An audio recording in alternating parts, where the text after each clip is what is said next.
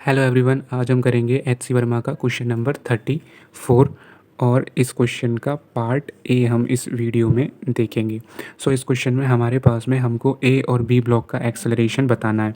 तो सबसे पहले अगर आप यहाँ पर देखो तो यहाँ पर आपकी टेंशन लग रही है 2t और ये 2t टेंशन इन दोनों स्ट्रिंग्स में जा कर के ऊपर डिवाइड हो जाएगी। इसमें t, इसमें t और यहाँ पर ये t, क्योंकि यहाँ तक केवल इसकी एक स्ट्रिंग पहुँची है। इन दो स्ट्रिंग्स में टी और ये इन दोनों के इक्विवेलेंट, ये ऊपर जाके बैठ गई तो टी और यहाँ पर केवल एक पहुँची तो ये टी। अब हम यहाँ पर इसको सॉल्व करेंगे बड़े ही ध्यान से। इसको हमें किस तरीके से करना है, हमको एक्सेलरेशन बताना है। तो सबसे पहले आप देखो 5 kg वाला बॉक्स जो है वो भारी है, 4 kg वाला हल्का है। यानी कि हम मान के चलते हैं ऐसा कि इसका एक्सेलरेशन जो होगा वो नीचे की तरफ होगा, क्योंकि हमें ऐसा लग रहा है कि ये भारी है तो ये नीचे की तरफ जाएगा, ये हल्का है तो ये इसको ऊपर की तरफ खींचेगा। कोई भी दिक्कत नहीं है, एक्सेलरेशन आप ऊपर नीचे कहीं भी मान सकते हो, डायरेक्शन में कोई प्रॉब्लम नहीं है। अगर फाइनल आंसर आपका नेगेटिव आता है तो जो डायरेक्शन आपने अज्यूम करी थी उसकी नेगेटिव डायरेक्शन आप सपोज कर सकते हो। मान लीजिए फाइनल आंसर अगर हमारा नेगेटिव आए तो हम मान लेंगे कि ये 5 kg वाला ऊपर जा रहा है और ये 4 kg वाला नीचे जा रहा है। पर अभी आप कोई भी अज्यूम कर सकते हो। हमने माना कि 5 kg वाला नीचे जा रहा है, 4 kg वाला ऊपर आ रहा है, कोई दिक्कत वाली बात इसमें नहीं है। दूसरी चीज़, यहाँ पे एक्सेलरेशन इसका A2 बोल लेते हैं, इसका A1 बोल लेते हैं, ठीक है। क्यों? क्योंकि यहाँ पर हमारे पास इसके ऊपर टेंशन 2t लग रही है, इसके पास टेंशन t लग रही है, तो ये इसका एक्सेलरेशन ऑब्वियस सी बात है कुछ डिफरेंट होगा, क्योंकि इसके पास ये 2t है, इसके पास ये t है। सिंपल सी बात थी। उसके बाद नीचे की तरफ यहाँ पर इस पर कितनी लग जाएगी 5g, और 4 kg वाले ब्लॉक की बात करें तो इस पर नीचे की तरफ कितनी फोर्स लग जाएगी 4g। तो यहाँ पर आप देख चुके हो, हमने इसका अच्छे ढंग से सारी फोर्सेस को ड्रॉ कर लिया है। अब सिंपली हमें इसको किस तरह से सॉल्व करना है वो चीज़ आप यहाँ पर देखिएगा। सबसे पहले तो हम यहाँ पर इक्वेशंस लिखेंगे, किस तरह से हम इक्वेशंस को लिख सकते हैं। तो यहाँ पर हम किस तरह से लिखेंगे, इसका एक्सेलरेशन ऊपर की तरफ हो रहा है तो इसे हम लिखेंगे t minus 4g is equals to 4a1। इसका एक्सेलरेशन नीचे की तरफ है तो इसको हम लिखेंगे 5g minus 2t is equals to 5a2। इस तरीके से हमने अपनी ये first equations and second equations, दो इक्वेशंस बना ली। अब आप देखो कि हम यहाँ पे कांस्टेंट मोशन का टॉपिक यूज़ कर सकते हैं, कांस्टेंट मोशन वाला कॉन्सेप्ट यूज़ कर सकते हैं। क्यों? क्योंकि यहाँ पर आप देखो कि एक ब्लॉक के मोशन से दूसरे ब्लॉक का मोशन जो है वो जुड़ा हुआ है।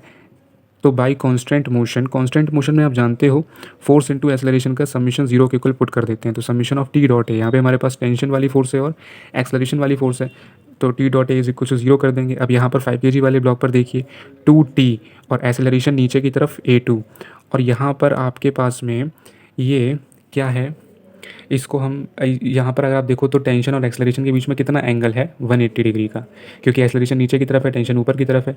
तो ये हो जाएगा 2ta2 cos 180 डिग्री। और 4 kg वाले ब्लॉक में अगर हम देखें तो इसमें हमारे पास टेंशन और एक्सेलरेशन के बीच में 0 डिग्री का एंगल है, तो ये हमारे पास कितना बन जाएगा ta1 cos 0 डिग्री, और इसको हम 0 के इक्वल पुट कर लेंगे। तो यहाँ पर ही हमारे पास कितना बन जाएगा -2ta2 प्लस ta1। अब आप -2ta2 को राइट हैंड साइड ले जाइएगा तो ये यहाँ पे ta1 is equals to 2ta2 हो जाएगा। यहाँ से आपके पास में t से t कैंसिल हो जाएगा, तो फाइनली आपके पास में क्या बचेगा, you are left with a1 is equals to 2a2। तो यहाँ से हमें ये पता चल गया कि a1 जो है वो 2 टाइम्स है a2 के। ये हमारी इक्वेशन थर्ड बन गई। अब अगर मैं यहाँ पर ये लिख देता हूँ कि from equations first and second, तो फर्स्ट एंड सेकेंड से हम यहाँ पे क्या करेंगे, फर्स्ट एंड सेकेंड इक्वेशन से हम a1 और a2 की सब्स्टिट्यूट वैल्यूज़ बना लेंगे। तो a1 इज इक्वल्स टू हमारे पास कितना हो जाएगा t माइनस 4g अपॉन 4, ये हो गई a1 की सब्स्टिट्यूट वैल्यू। और a2 की सब्स्टिट्यूट वैल्यू भी यहाँ पर लिख लेते हैं, a2 is equals to 5g minus 2t upon 5g minus 2t upon 5। अब यहाँ पर हम क्या करेंगे, हमें इक्वेशन थर्ड से पता था कि a1 जो है वो 2 टाइम्स है a2 के, तो क्या करेंगे a1 लिख लेते हैं t माइनस 4g अपॉन 4। उसके बाद इज इक्वल्स टू इसका मल्टीप्लाई 2 में करेंगे तो 5 2 जा 10g माइनस 2 2 जा 4t अपॉन 5। क्रॉस मल्टीप्लिकेशन कर लीजिए, अब तो कोई दिक्कत नहीं है, आराम से सॉल्व हो जाएगा।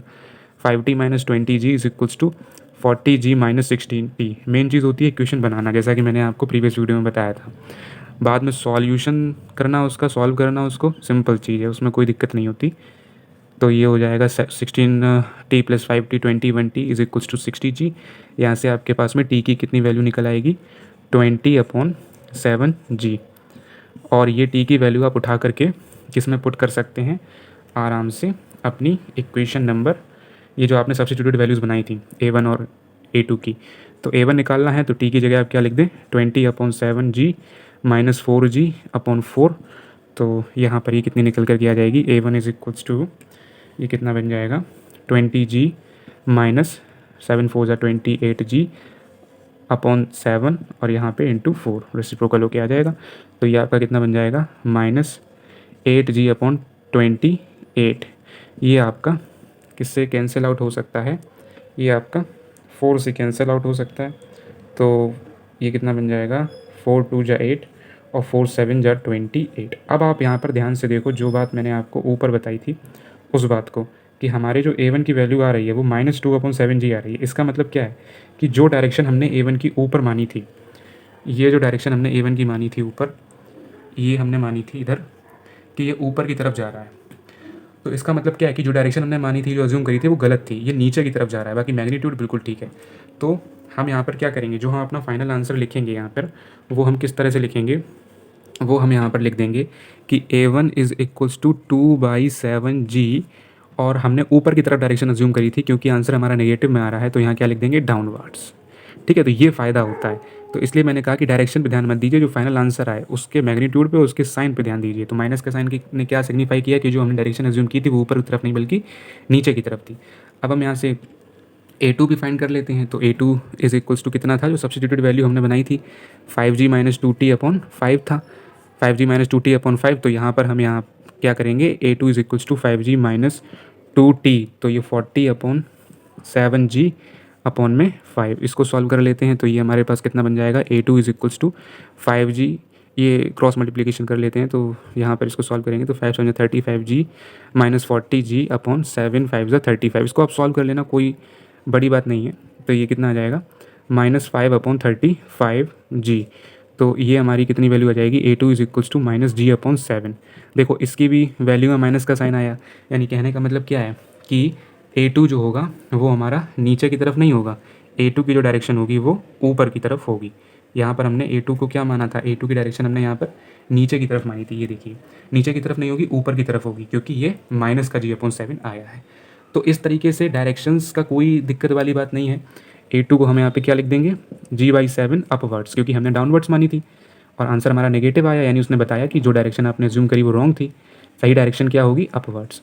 तो डायरेक्शन में, एक्सेलरेशन की डायरेक्शन में कोई दिक्कत नहीं है, फाइनल आंसर में आप उसको देख सकते हो। अगर आपने डायरेक्शन गलत भी अज्यूम करी है तो फाइनल आंसर आपको सही डायरेक्शन बता के ही जाएगा। तो इस तरह से ये आपके पूरे क्वेश्चन का सॉल्यूशन था। इसको मैं एक बार दिखा देता हूँ, आप इसकी स्क्रीनशॉट ले सकते हैं। ये पूरा क्वेश्चन था, क्वेश्चन का पूरा ये सॉल्यूशन था। So I hope that you like video and understand the concepts behind this question. So please like, subscribe and share also. Thank you very much.